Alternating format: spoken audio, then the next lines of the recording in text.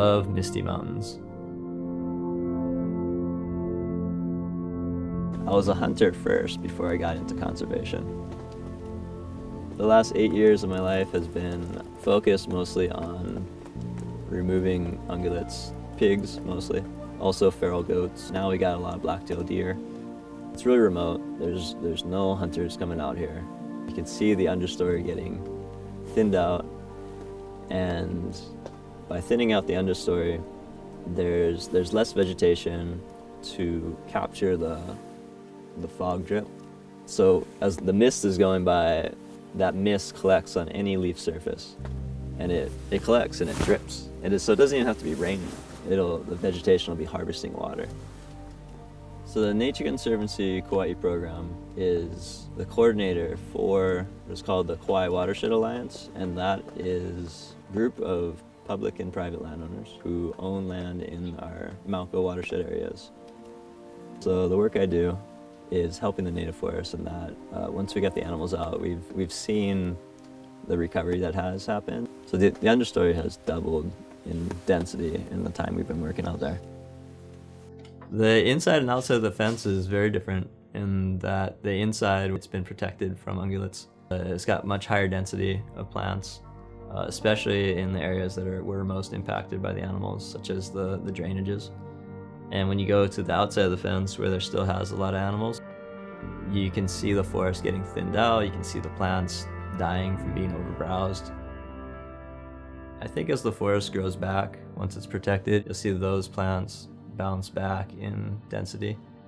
And some of those plants are dominant components of the landscape, and so the forest is going to get thicker.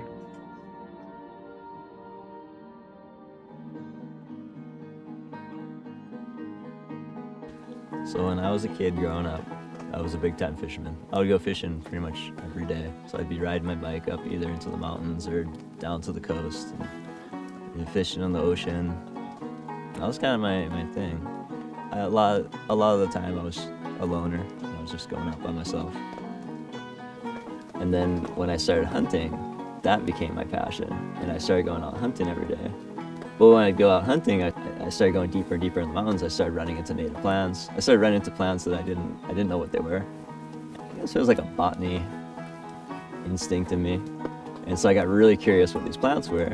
And so I'd take the seeds from the mountains, bring them home, and try and grow them. And I'd try to grow all kinds of species. And I didn't know what I was doing. It was almost like a hunt in itself to try and figure out what they were.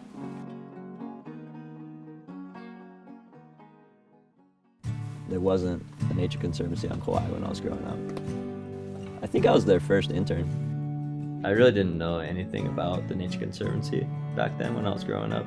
I learned that Kauai had a forest program. It was a new program. I wasn't expecting to get any kind of job like this. So when I was younger, I loved hiking into some of the most remote places on the island and camping. And to be able to do that for work is something I would have never imagined. The places we work are really remote. It's places that people don't ordinarily get to see, and to be able to show people what they should look like, especially the protected areas, I think is really important. It's a lot more effective to protect an area that still is native than it is to try and rehabilitate an area from invasive species and turn it back into native forest. Once it's gone, it's gone. If we did nothing out there and we let the weeds come in and we let the pigs continue to erode the quality of the forest, I don't think there'd be much of it left in 30 years. We're protecting this water for the people of Kauai, and these forests belong to everybody. I hope people, having seen the forest out there and the conditions and what's going on, that they have a better understanding of what we do and a better understanding of what the native forest needs for its protection. This is the source of Kauai's drinking water. It's an amazing place, and it should be protected.